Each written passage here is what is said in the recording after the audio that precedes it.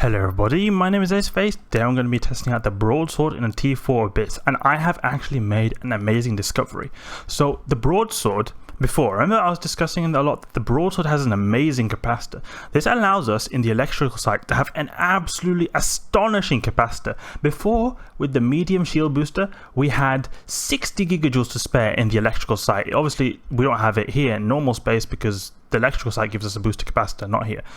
So I found that actually, since I had so much extra gigajoules to spare, it was kind of like a waste actually. So all I really needed to do when I was investigating actually in the fitting software was I just replaced the medium shield booster with a large shield booster, an X-type large shield booster, and I got so much more HP per second. I'm not using crystal implants, guys.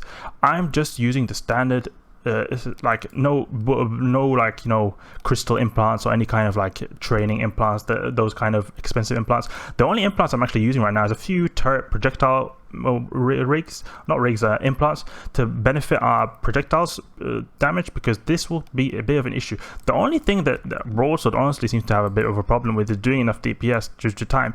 It has an absolutely amazing tank, I was looking in Pith and I have over 600 EHP per second. I have 680 EHP per second. That's more than my T5 Gila. And look here, the only bling module we're using is this Pith X-type large shield booster. This costs 300 mil, this one module here. Everything else, okay, actually we've got the Federation Navy Stasis Webifier, so this costs 60 mil.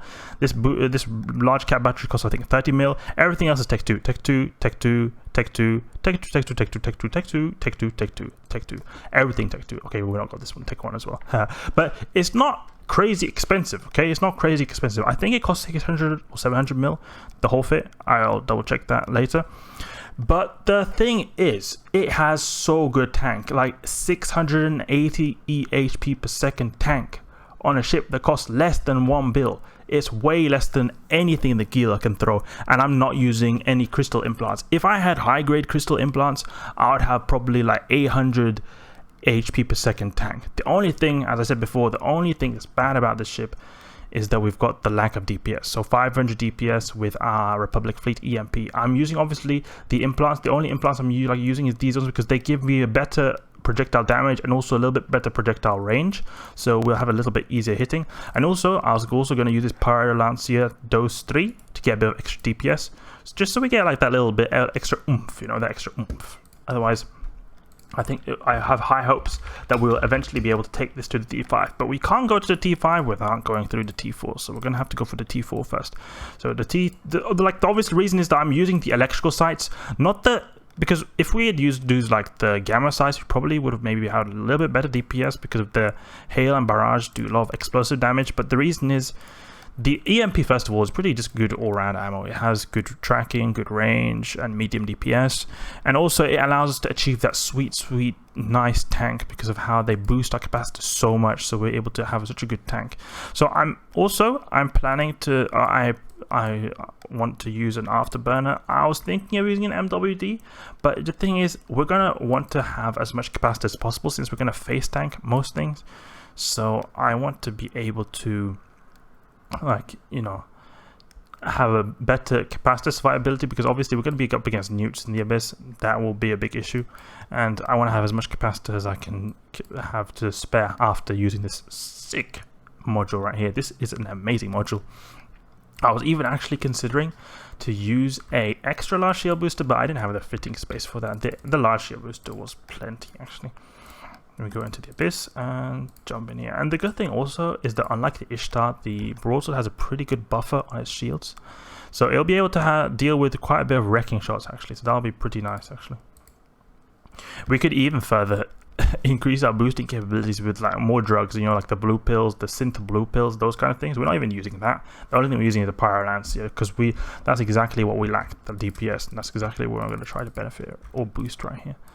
So let's go and fight these sleepers. We see a bunch of sleepers right here. Let's see, do we have any E-Wars when it comes to guns? Nope, we've got no confusers. The FE-Altis confusers are the ones that do that. What we want to take out, any neuters? No neuters. Okay, so we guys actually, yeah, we do with these dissipators right here.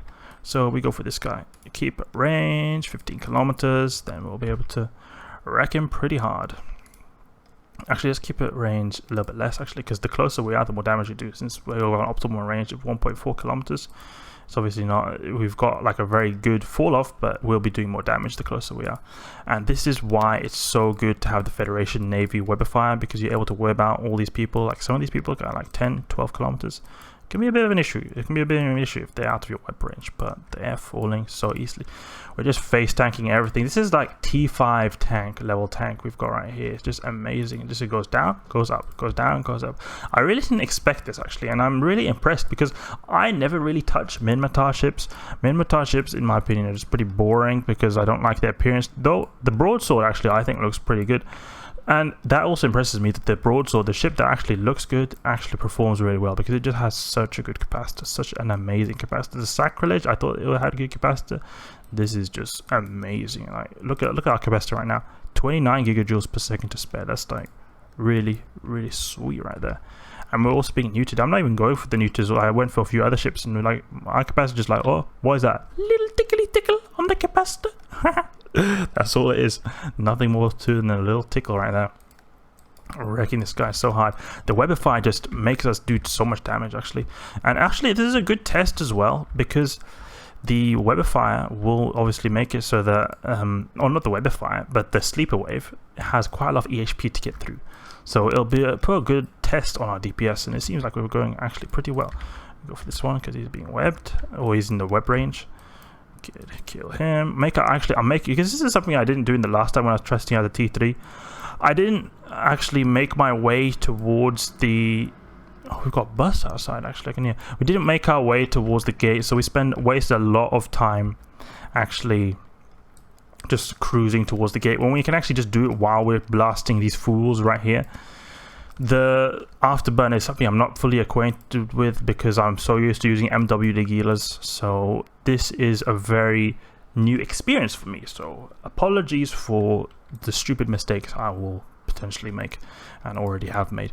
But I'm learning. This is a learning process, and it's good that I'm learning things so you guys do not have to make the same mistakes. I think that this is a very good educational method, just going through testing out all these weird fits in the Abyss so you guys have a better idea of what can actually be taken, what can actually work, what cannot work, what things to consider, mistakes that can be made, how you can actually solve these mistakes. That's something that's quite important. So we see here, we're already right here near the transfer conduit. We can actually go for the loot container. Let's go for the bioadapters. I can't be bothered to go for the extraction nodes because just we've got an afterburner. It's going to take too long. But we can go for the bioadapters just to give a bit of a simulation of us farming these. Okay, because this could definitely farm T4s with its tank at least. I don't know about DPS, it's going to be a bit lackluster, but definitely T4s. The only issue is that it'll be hard to get these extraction nodes. We'd use an mobile depot for that. Not mobile depot, mobile tractor unit. But I don't have one with me actually. So, and I honestly, I can't be bothered to wait here. I'll just be sitting here for a good few minutes just waiting until they can finally pull in the loot. That's just a really annoying thing to have to wait for. Okay, Ephialtis, your time is limited. Why is he? He's trying to kite me. This is the thing. I've noticed that Ephialtis is trying to kite really closely. So even if they do go pretty far away, they eventually, even if they are pretty far away, then I'll be able to hit them pretty easily because they'll have very low transversal. And then they come in, and then I'm able to wreck them really hard. Time is 5 minutes almost. Not really good if we were to do a T5. T5 is obviously going to be worse than this, and having more than 5 minutes, like for example 6 minutes, could mean the difference between completing the site and not due to time. Otherwise, I think this went really smoothly. Like tank, absolutely no issue. It'll be interesting to see here how the overmind actually, if he lands any wrecking shots, how our buffer holds. It should hold pretty well because of how much EHP per second we have. But we'll see, we'll see. And does the overmind have any particular resistance that's really low? Thermal and kinetic. So thermal and kinetic is something to keep into mind, but he'll have a lot less EM due to the weather effect. Okay, take out these drones on the way here since we are not able to shoot the abyssal overmind. Actually, take out the snare casters because they're going to web us. I don't want to get webbed. If I get webbed, it'll not only make this guy have an easier time to hit me, even though I don't really care because I tank so good. The site is just going to take so much longer to complete when it takes longer. If we're sitting here in an afterburner, just slow boating and it's like at a snail's pace forward, it's not going to be that fun. Okay, Spotlighter, your time is limited. Your brother, other Spotlighter. Oh, did you see that boost? We went down a little bit, then just straight away, one boost cycle just went up. That's the power of the large shield booster, guys. I'm so used to using medium shield boosters that don't boost that much. This is a large shield booster that's going to just go boost so much. I remember using at one point an extra large shield booster. Oh my god, they boost so much. But this large shield booster is just absolutely amazing. Really amazing. Okay, let's get this bio-adaptive cache. Okay, grab the loot. Huddle, Abyssal, Overmind. Time to wreck your face. Look here, we're just face tanking this guy. Like, whatever. Take your 500 damage, whatever. I'll just boost that up in one cycle, whatever. Look at that, 503 DPS boosting just like that.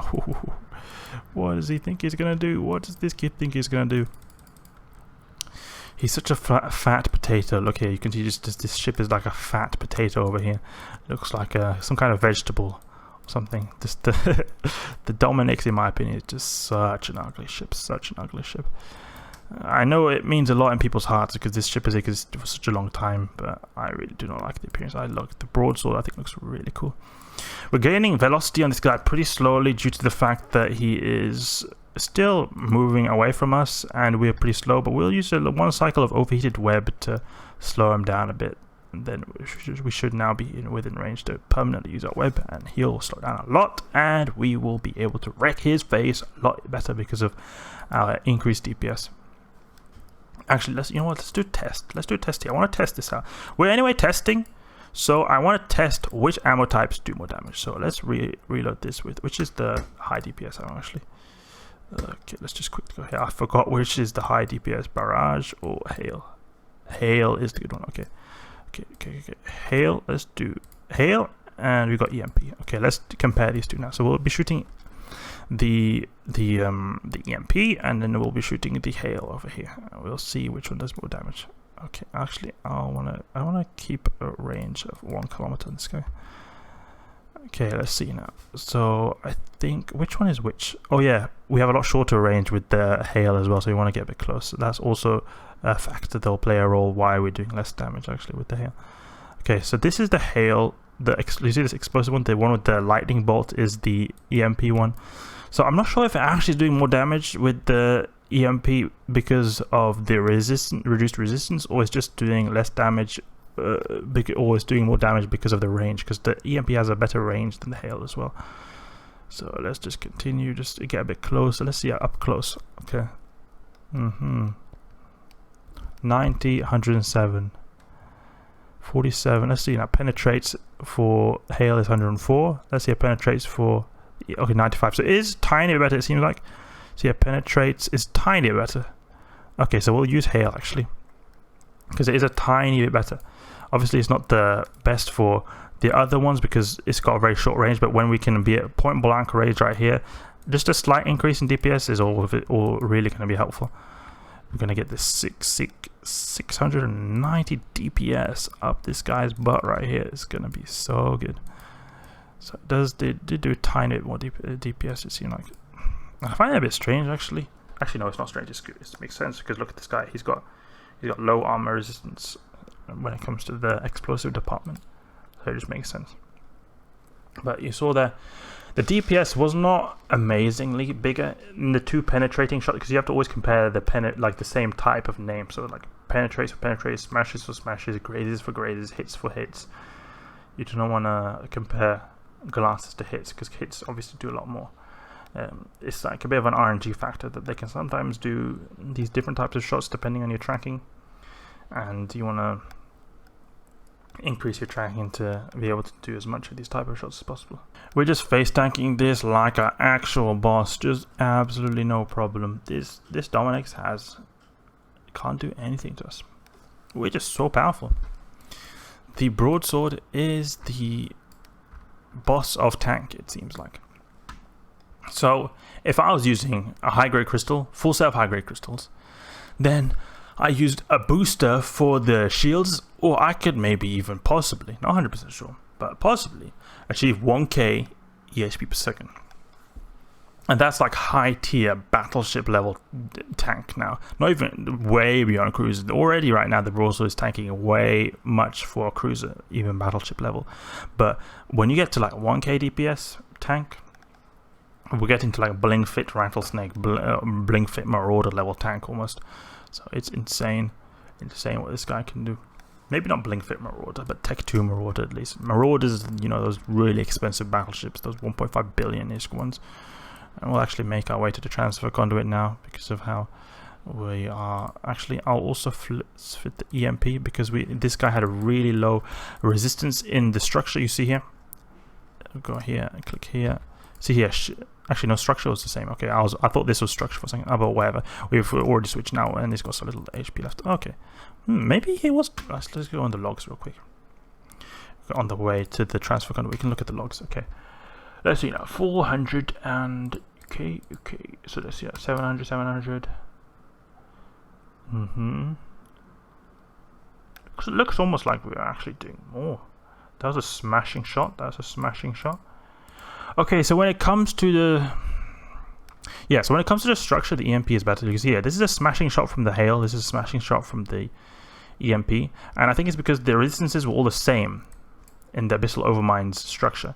But in the armor, the Abyssal Overmind had a lower explosive resistance, so it helped the hail. Otherwise, it was only marginally better than the EMP. So probably it'll just be better to actually just stick with the EMP, to be honest. I wonder here, do we have a...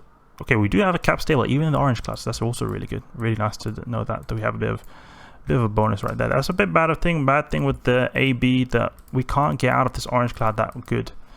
So we want to go for probably these entanglers. I mean, actually sentinels. I don't want to mess with the neuters when we're in the orange cloud. It's going to be a bit tragic if we die because of that. Null charges. We want to take him out. Come on, Web, work for me.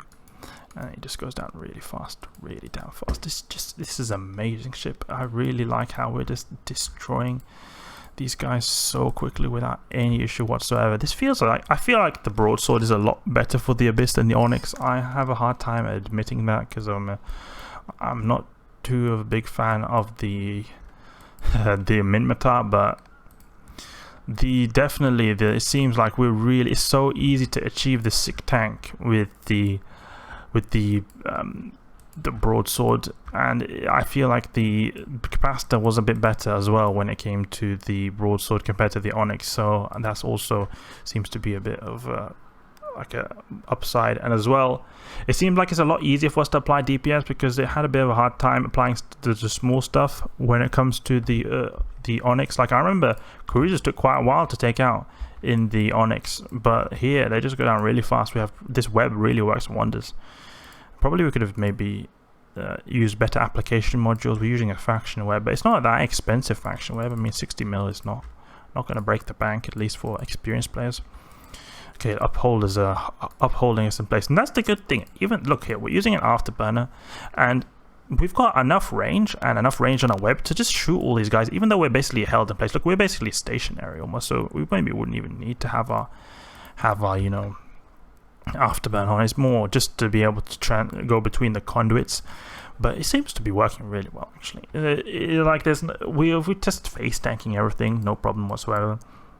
I just worry, the one wave I worry for is the Rogue Drone Battlecruiser wave. Actually, now that I think about it, also a second one, because the Rogue Drone Battlecruiser wave is going to do insane DPS up close, and we're going to be up close. We'll have to somehow kite just outside at the 20-kilometer mark, so we're outside the Rogue Drone Battlecruiser's range, or reduce their range.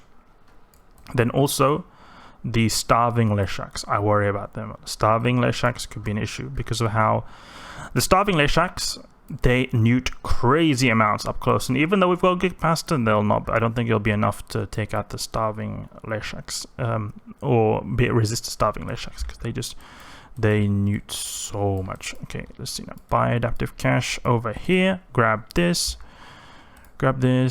and pop it real quick.